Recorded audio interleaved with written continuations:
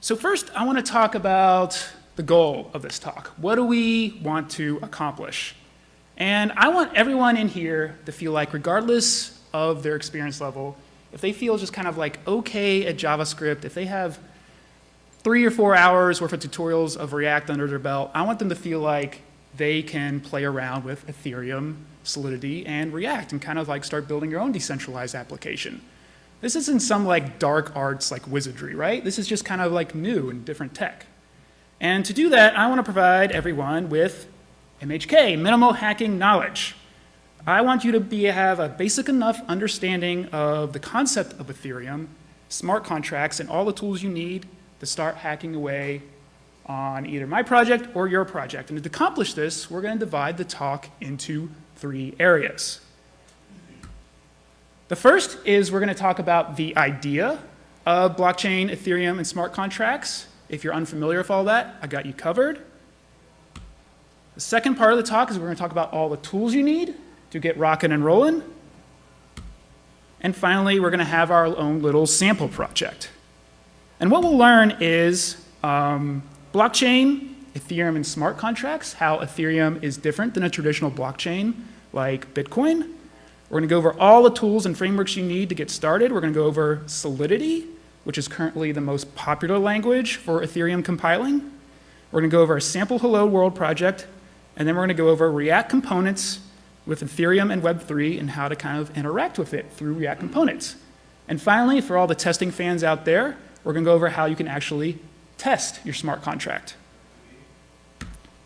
So first, let's talk about the idea, or blockchain, a crash course. We have a lot to cover. Probably any one of these subjects we could spend over an hour talking about, so I'm going to give you the basics. So hold on to your butts. I want to say what we won't cover. We're not going to go down into the weeds too much. We're not going to go over cryptography, proof of stake versus proof of work. We're not going to go over the Byzantine generals problem, etc. But I feel like I will provide you with enough of a basic understanding that you get the core concepts. So first, let's talk about the internet as it is, or the internet of information. And it was created to transmit information. Anything that can be stored digitally, text, images, movies, it's created to transmit that. So let's take an MP3, for example. Now here we have this shady little person with MP3, and I know everyone here is a responsible citizen of the internet and back in college would never share an MP3, but let's look at this little guy right here. And let's say he shares that MP3 to 2 people. Now those 2 people can save, copy, and distribute that information to other people, and they can do it to other people, and so on and so on. So that single MP3 now becomes millions of MP3s that are indistinguishable between one another, the exact same copy.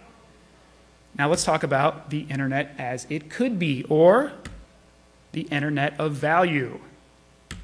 And the blockchain had to transmit value. Okay, so let's go back to that MP3 example. So here we have that one person with an MP3, and they send it to person B, but person A no longer has access to it. They can transmit it to someone else, but they no longer can manipulate it. And person B sends it to person C, and the previous 2 people no longer have access to it. And a good example of how to deal with transmitting value, of course, is money and payment systems. You've probably heard of Bitcoin, but how does this accomplish? Well, it's accomplished through something called a ledger. And a ledger just records all transactions and keeps up-to-date info on who owns what and how much. Each block is a series. Each block contains the history of the block, i.e. the blockchain. And you can think of each block as representing the current state of the blockchain. And since we're dealing a lot with state, it might be a good idea to deal with a framework that deals a lot with state. Hint, hint. All right, so let's check out some of the awesome benefits of this. Well, first, it's decentralized, right? No single party can manipulate the ledger. We do not provide any centralized person with trust. It's immutable. You cannot go back into the past and change transactions. And my personal favorite is that it's permissionless. Anyone can join and start adding and confirming transactions. All right? There's no walled garden. There's no central authority saying who can join and what they can do. Anyone can do it. And if we take a basic operation, let's say person A wants to send person B some Bitcoin, right? They want to send 0.25 Bitcoin. Well, we'll subtract that 0.25, add that 2.5, and once that block is confirmed, person A has 0.75 and person B has 0.25, all right? But that's just still a basic ledger, right?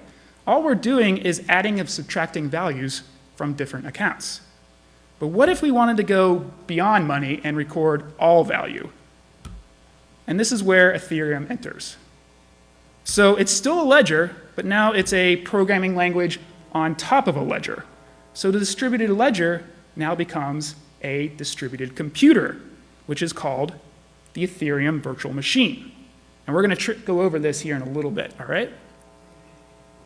So we could transmit the value of not just kind of money, but we could transmit the value of copyrighted material, like in an MP3 example, real estate property, insurance, legal contracts, supply chains, identity. We could choose who we want to share our identity with and how much, and a whole other lot of cool applications. So now let's talk about Ethereum smart contracts and you. First, Ethereum versus Ether. What's the difference? Well, Ethereum is just the Ethereum virtual machine, and Ether is the currency of Ethereum. And I put a little asterisk there because it's not a true currency like you think of Bitcoin, and we're going to go over that here in a second. So the Ethereum virtual machine, what is that? Well, the EVM, or Ethereum virtual machine, is a sandboxed virtual stack machine embedded within each full Ethereum node responsible for executing contract bytecode. What does that mean? Well, it means that each smart contract is executed through bytecode within each node of the Ethereum network. Ether, what's Ether? Well, we said Ether is kind of like the currency of Ethereum, but it's more accurately a utility currency. It's what powers the Ethereum virtual machine. And how does it do this? It does this through a concept called gas. All right, now gas is just the ether that fuels Ethereum. Every transaction on Ethereum costs a little bit of ether to use, but more importantly, it's related to Ethereum coding. Each computational step in an Ethereum contract, for example, each function, costs a fixed number of gas to use. But gas price is dynamic and determined by the market, so you can kind of check this out at fgasation.info, and this is pretty cool. You can get an idea of like how much it will cost to like perform a certain action, depending on the market. And since each step costs a fixed number of gas to use, the more complex or bloated code, the more expensive it becomes to transmit that transaction. And this is why performance in smart contract programming is so important, because poor performing smart contracts literally cost you more money. Now, as an example, let's say you have a picture of your beautiful Puritan family that you want to store on the blockchain forever because you love them so much, and it's 1 megabyte big. Well, back when Ethereum cost $295, it would take over $5,000 and take over 100 steps to eventually get it on the blockchain, because each block can only use so much gas. And this is an example of why storing things on Ethereum is not really an optimal solution. Some people are trying to solve this, just as an aside, through a distributed file system by storing a hash representing ownership of file, which is pretty cool. And this is all stored in bytecode, which is what Solidity, the language we're going to talk about to use to write our smart contracts, compiles down into. And we're not going to go into the weeds just yet, but just know bytecode is coming up. I also wanted to talk about tokens very briefly. We're not going to go into tokens, but it's usually what people are most familiar with when talking about Ethereum. I just kind of want to expose people to the idea. They're commonly called ERC20, and all it is just a standard for how to interact with a smart contract, and it's its own entity stored on top of the Ethereum blockchain. And ERC just stands for Ethereum Request for Comments, and that's just an official protocol for proposing improvements to the main Ethereum network. And 20 is just the unique proposal ID number. So that's all that means. Some examples of some tokens: 0x project, which is a permissionless protocol for decentralized exchanges, so no more centralized exchange hacking. Aragon, which is a decentralized organization through an open governance model. And open governance is something I'm pretty interested in. District 0x, which is a network of decentralized markets and communities, which is actually built on top of Aragon. So you can have ERC20s that are dependent on ERC20s that are dependent on Ethereum, which is kind of cool. And Funfair, which is just something that's offering fair transparency and increased security for online gambling. And there's just hundreds of these things. But those are kind of like some cool ones. There's also one called an ERC 721, which is a non-fungible token. What does that mean? Well, each token is unique and non-divisible with its own characteristics. Example of this is digital collectibles, such as CryptoKitties. If you've heard of that, that's basically just a way to breed, sell, and buy your own cats. And now that we kind of have some of the core concepts about Ethereum and blockchain, let's go into develop time, all right? So first, I want to give a little bit of warning, all right? Right now, the documentation sucks. It either doesn't exist, it's outdated, it can be contradictory, there's few best practices as of now, there's little information on what tools to use to actually work with it. Hopefully we can solve that today. And breaking changes can and probably will happen when updating or even working with it. But I want to say, don't panic. All right, that might seem a little discouraging, but to me, it's kind of like really exciting, right? We're like in unexplored territory. It's completely open because a lot of people don't even like know what they're doing, which is pretty cool to me. So for our next part of our talk, I want to talk about the tools we need to get rocking and rolling. And I want to say, like, I made this on my MacBook, this presentation and sample project, but I also have a similar setup working on my Linux computer. So just so you know that, it's working on both of those. And the first tool you need is something called Ganache. What is Ganache? Well, it allows us to have a local blockchain testnet environment. And it's really cool. People used to use, and I used to use, TestRPC, which is a command line tool.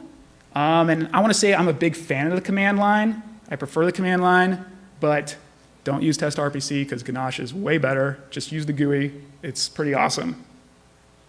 And when you open Ganache, this is what you see, right? You'll get a bunch of tabs at the top that give you some options to kind of view what's going on, and then you'll be provided with 10 accounts, each with 100 Ether. And that's plenty to play around with and do your own testing and have fun with. If you click on blocks, you can see which block was mined, if a transaction was on that block, how much gas was used for each block for that transaction. You can see transactions, transaction hash, which is basically just a receipt of a transaction. You can see contract calls, contract creations. And also want to make a note under the options, right? You see right there down at the bottom, you see auto mine. Ganache is set up to auto mine automatically. So anytime it senses a transaction, it'll just mine that next block and store that transaction on there. And I like that whenever I'm kind of working with the smart contract directly. That way it's kind of like super fast. I can see what's going on, making sure things work.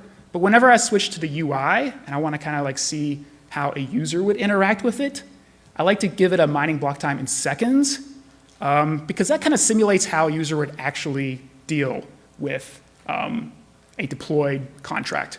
Right now, the actual average time for a deployed contract, for a block in the Ethereum main network is averaging around 14 seconds. And I want to make a note. There's a couple things we got to remember going forward. All right, so back at the top of Ganache, you'll see this thing called RPC server. All right, so make a note of that. We're going to need that both for MetaMask and Truffle, which are two tools coming up. And then also after each account is a little key icon, and that'll give you access to your private keys. If you don't know what private keys are, anyone that owns a private key for an Ethereum address basically has complete control of all the Ether inside that account. So you always want to keep that private, but for our testnet, we're just going to be playing around with it. Second tool you need is a browser extension called MetaMask. And this is kind of like one of the secret sauces we need in order to make our decentralized application work in the browser. It enables users to interact with Ethereum-enabled websites via the Web3 JavaScript API, which is pretty cool, right? You can interact with the main Ethereum network through your browser. I think that's pretty cool. Some of the browsers it works on are Chrome, Firefox, Opera, Brave. It does not work on Safari or Internet Explorer, but who cares about those browsers? So you just install it like you would any other extension, right? Add extension. and you're going to create your own account here. And I want to say that I used MetaMask beta for these next set of images because they're super close to revamping their UI, and this is what it's going to look like. So in order to like kind of extend the longevity of this talk, I wanted to use the updated UI. But if you use the original, all the steps are exactly the same. It just looks a little bit different. Now you may be tempted, right underneath create, you see import of seed phrase. If you're familiar with seed phrase, it's just a way to recover accounts. And Ganache provides you one right here under mnemonic. Don't do this, all right? Because the reason is that you may think, I'm only going to be using this for development.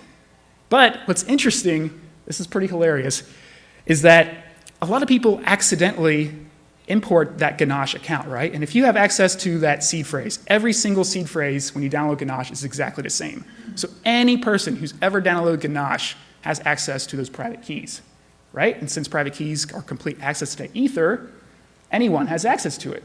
So if you accidentally send Ether on the main network to that Ganache account, and you think you're just in your test network, someone has actually set up a script to automatically withdraw Ether from that account and deposit it to an account they have complete control over.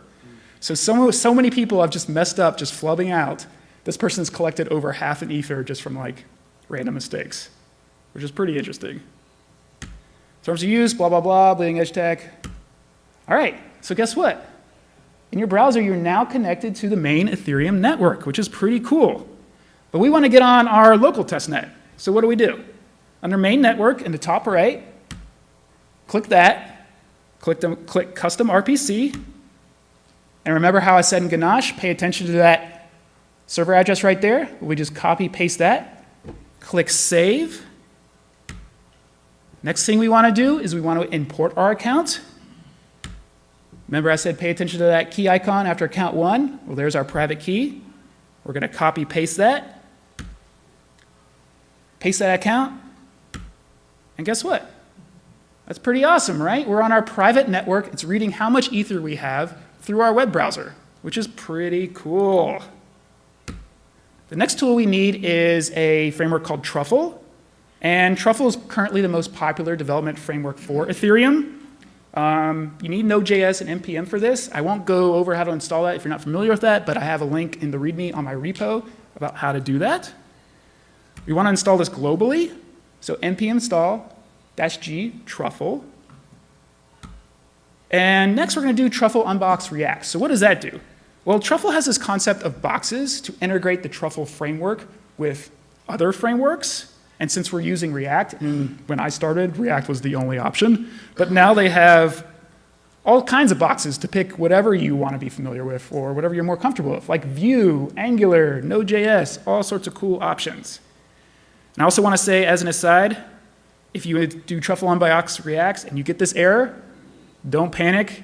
Me and some other people in the issue queue are having this error right now, but it still works fine. It's some outdated dependencies. Don't worry about it. All right, so we unboxed React, ready to go.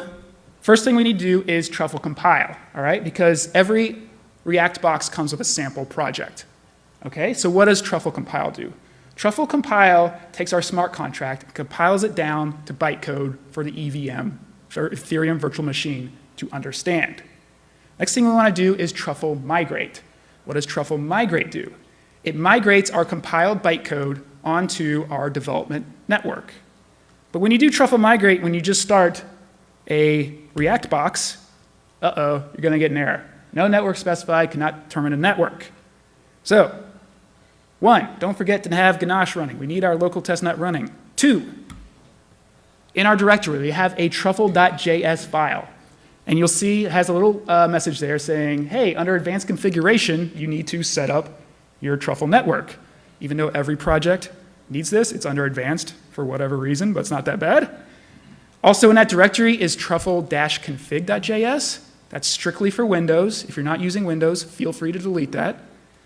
But just like our RPC server we set up with MetaMask, we're going to set this up again in Truffle.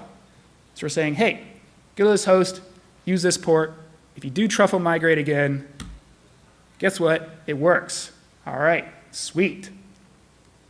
And you know this works not only from that feedback that you get from the command line, but if you go back to Ganache, guess what? we no longer have 100 Ether. Why is that? Remember how I said every transaction, every computational step in Ethereum costs a little bit of Ether to use. And that's another indicator that, hey, this is successfully deployed to our testnet. The included smart contract, we're going to go over our own smart contract in Solidity, because I think mine's a little bit better, honestly. But we won't be paying attention to it right now. But feel free to delete simple storage. But I want to make a note that keep migrations, right? Don't delete that, because that handles all of our migrations. npm run start, and guess what? You're good to go. Sweet. Now I want to talk about Solidity. All right, and Solidity compiles the code for the Ethereum virtual machine. So let's check out a basic overview of what it does and how it does this. And I want to say that the language isn't tied to Ethereum. Other languages can be used. The important thing to understand is that Solidity and any language that will come after it will always compile down into the bytecode, which is why beyond understanding the bytecode, it's pretty cool and important to understand. If you're more familiar with Python, there's a language called Viper that you can use. But we're going to go over Solidity because I come from a JavaScript background, and we're going to see how it's similar to JavaScript in a little bit. First thing about Solidity, all right, it's statically typed, okay? Come from a JavaScript background. You'll use var stored data or const stored data.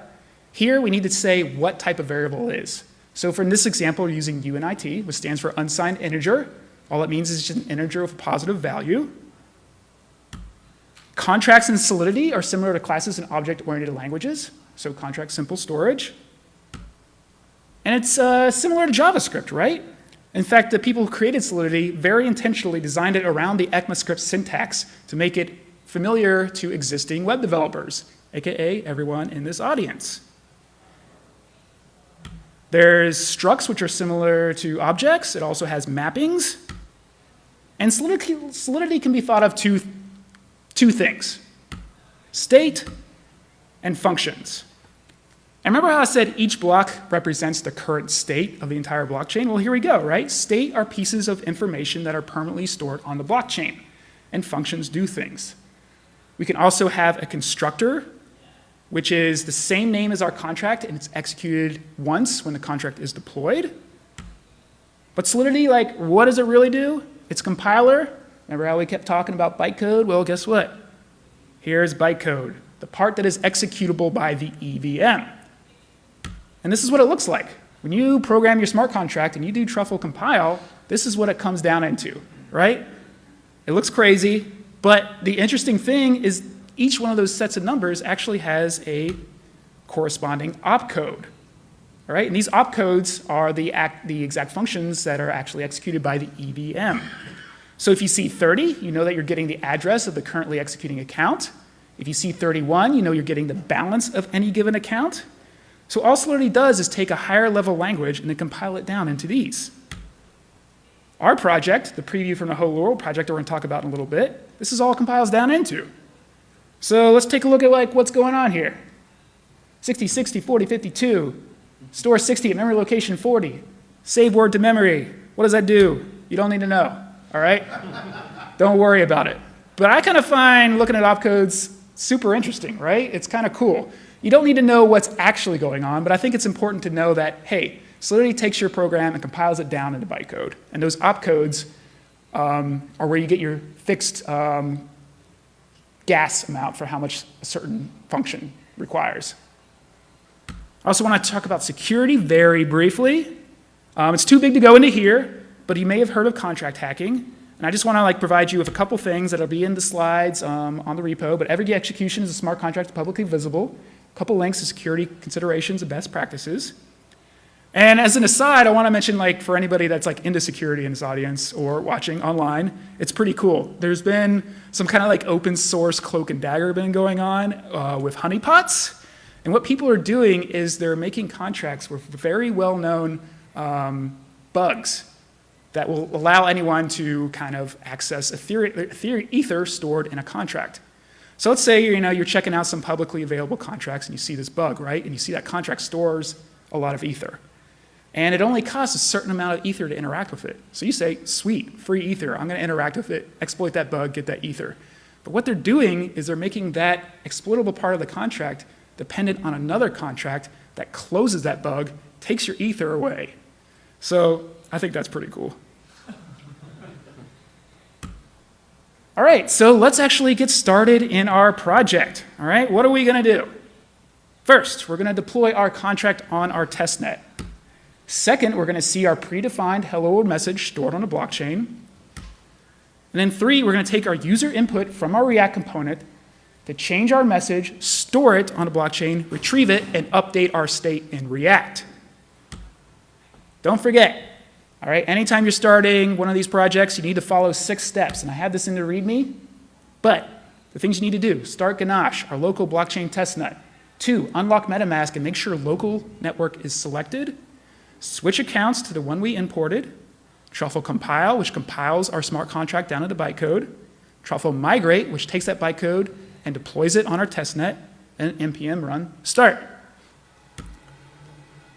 So our contract, all right? React comes with a simple storage. All you do is got to blow it out, just rename it, do whatever you want with it, and then change in app.js what we want to import and our build.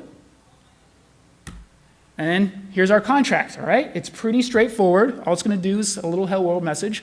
But I want everyone here to be comfortable with Solidity. It doesn't matter how much experience you have, so I'm going to go over every line here and let you know what's going on. All right, so first, Pragma Solidity. What is that? That's known as the version Pragma, and this allows us to specify which version of Solidity we want to compile with so as not to introduce breaking changes in the future when Solidity updates. Then we have contract hello world. That's kind of like just the complete wrapping thing for our entire contract. And then string hello. Remember how I said Solidity was statically typed? Instead of saying var hello, const hello, we're letting the compiler know this is a type of string. And then we have a constructor. Hello equals hello world. We're setting our global variable to be hello world. Public means anyone can interact with it. Then we have our set hello, and this is going to be how people are able to change our hello world message. Function set hello, string hello for our function argument. And you notice I have it underscored here. And that's kind of a popular convention in Solidity, is to underscore function arguments to differentiate between global variables.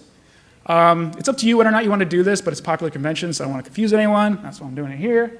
And in public, so anyone is able to change this. So hello, our global variable, equals underscore hello, our function argument. And then get hello, public view returns string return hello. All right, public, anyone can interact with it. View, it's basically like a constant, which is actually what that keyword was originally called. And all it means is it indicates that the function will not alter the storage state in any way.